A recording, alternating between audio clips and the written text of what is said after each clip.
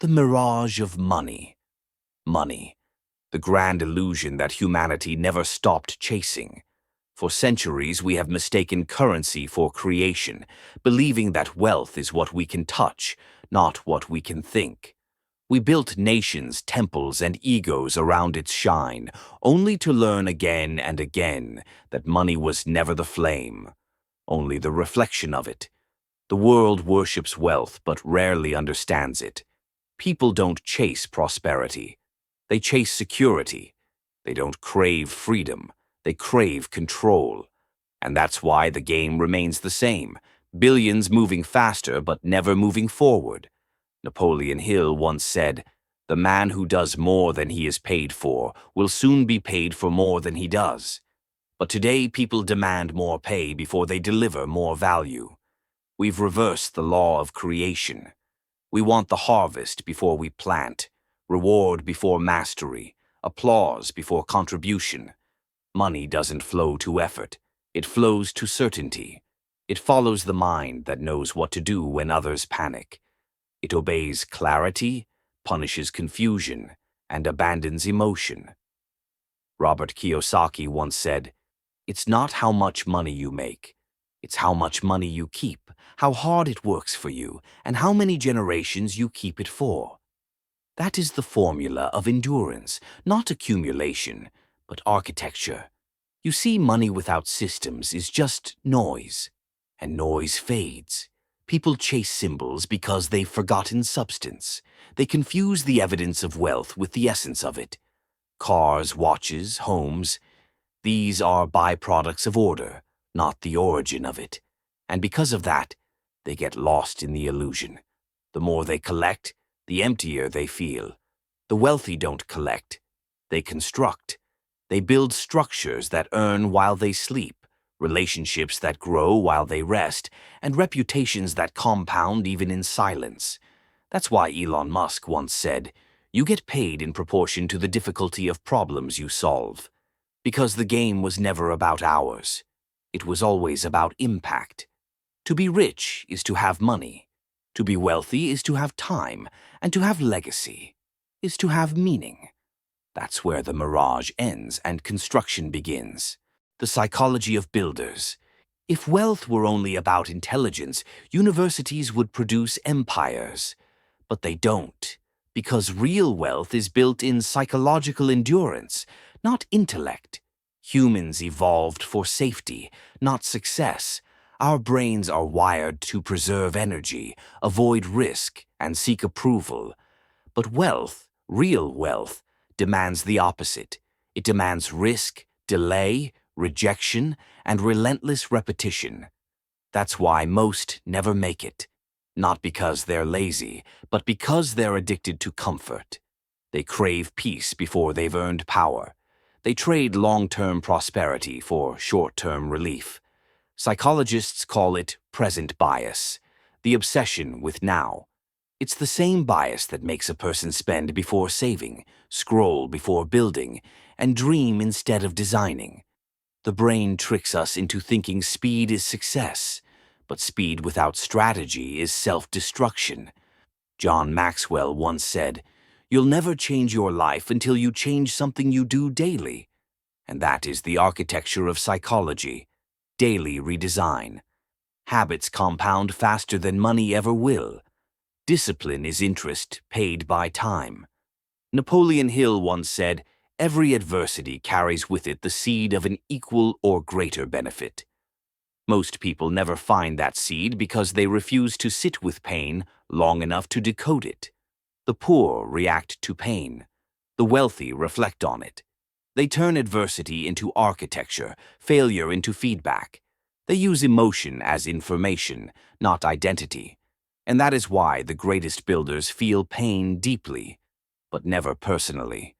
Robert Kiyosaki once warned, "The most dangerous moment comes right after success, because success creates illusion, the illusion that you've arrived.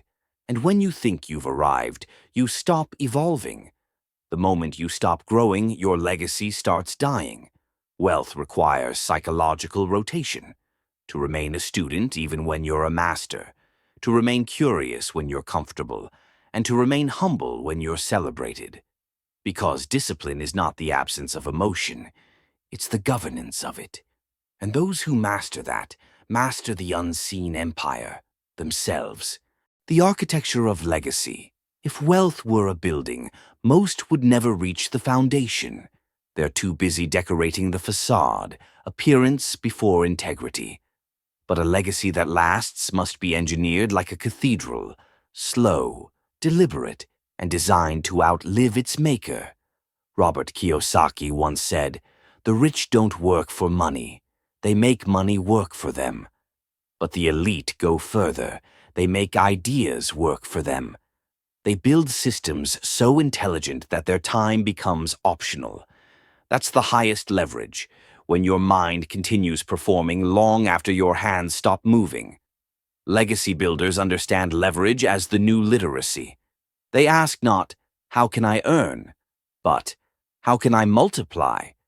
They don't measure by labor, but by layers, each decision compounding into something greater.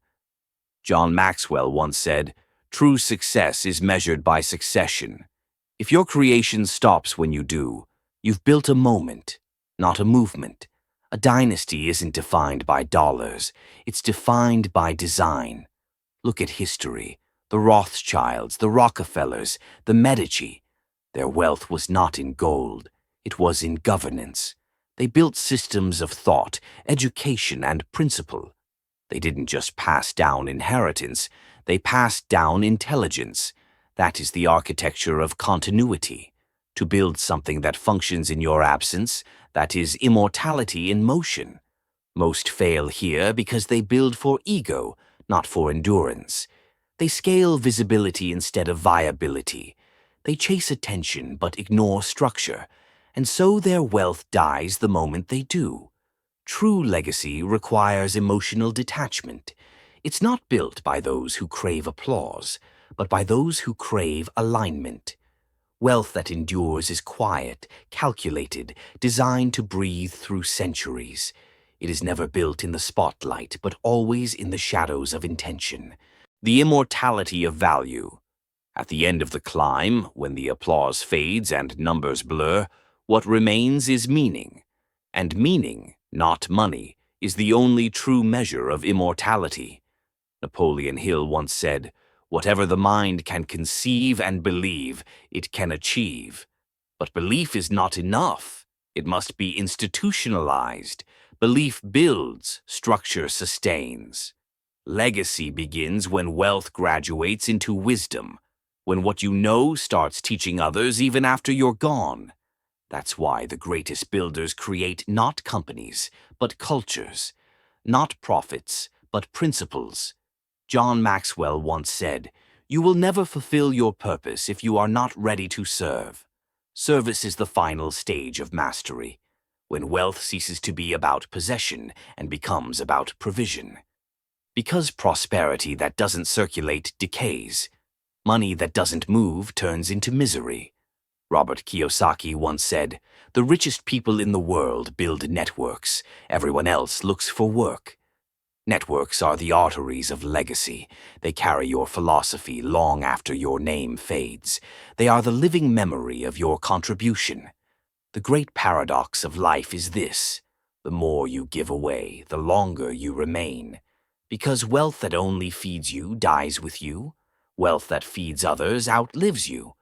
Marcus Aurelius once wrote, "Wealth consists not in having great possessions, but in having few wants." That's the final truth every dynasty learns too late. You do not own wealth, you steward it.